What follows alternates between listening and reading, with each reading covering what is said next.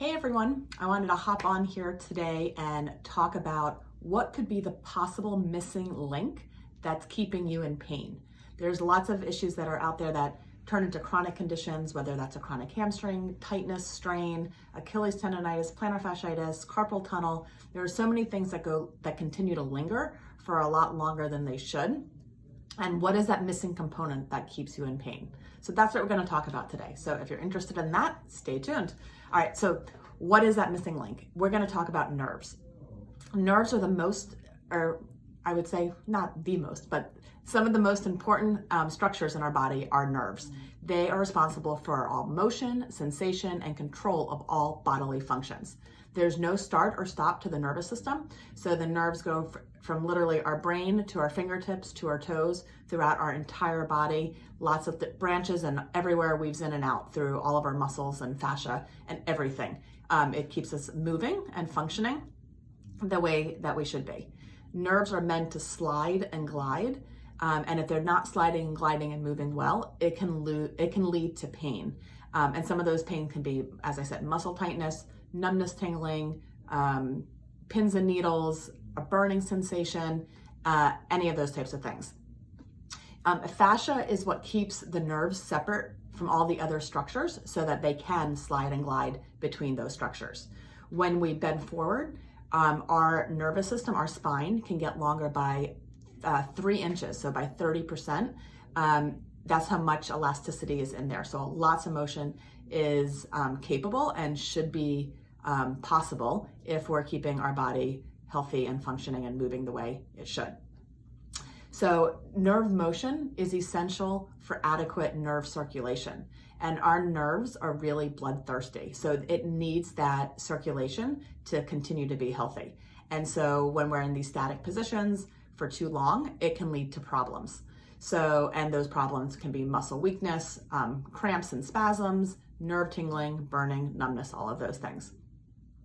So when we twist and bend and stretch, those nerves have to continue to move. It doesn't matter how loose your muscles are or how loose your joints are if those nerves aren't moving the way that they should be.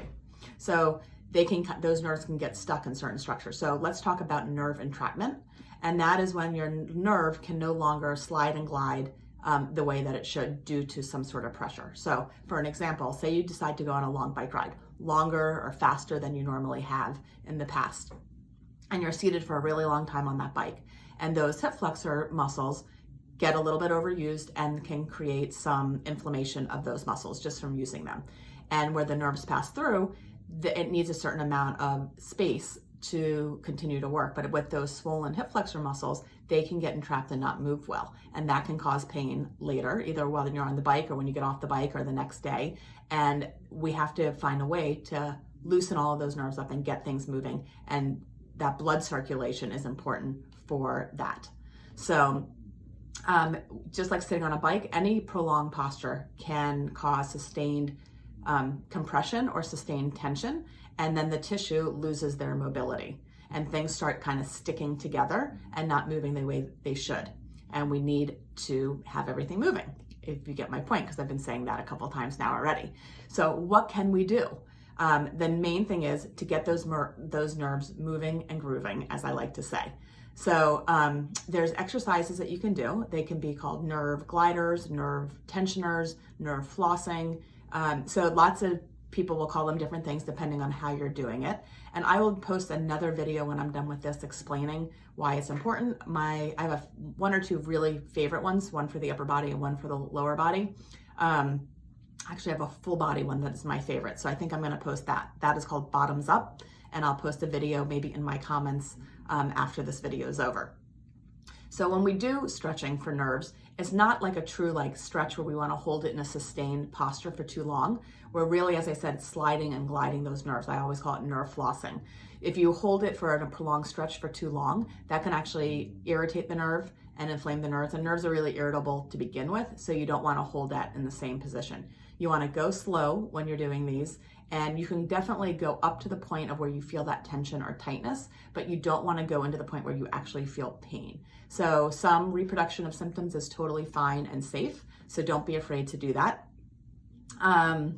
When you do them, I usually say 10 reps, or If you're not one of those people who like to count reps, do it for about 30 seconds. Have fun with it. You know, don't take it so seriously. It doesn't need to be exactly the way some pictures are, but you want to kind of just moving. Like dancing is a great way to get your nerves moving. Just flow and go with it and move any position that you want. Those are going to get your nerves, increase blood circulation and get those nerves moving and grooving.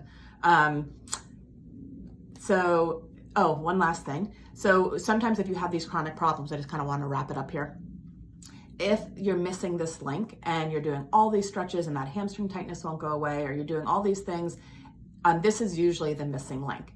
And so in my practice, it is something that I always look at on the very first initial evaluation when people come in, because you have to get this, you have to address this before you can address just the muscle tightness and the joint stiffness as well. So all of these things are important, but you don't want to miss this missing link. So if you have any questions about anything I talked about, nerve tension, neural tension is what it's called, please reach out to me. I'm happy to forward you an exercise or two, depending on what your symptom is, or point you in the right direction of where to go. There's a great book that I love by David Butler on chronic pain, which is a great resource that has some of this stuff in it. You can also always Google nerve tension, nerve sliders, nerve gliders, but also feel free to reach out to me. This is one of my favorite topics. I always integrate it in my treatment sessions. So I hope this was useful, and have a great day, everyone. Talk to you soon.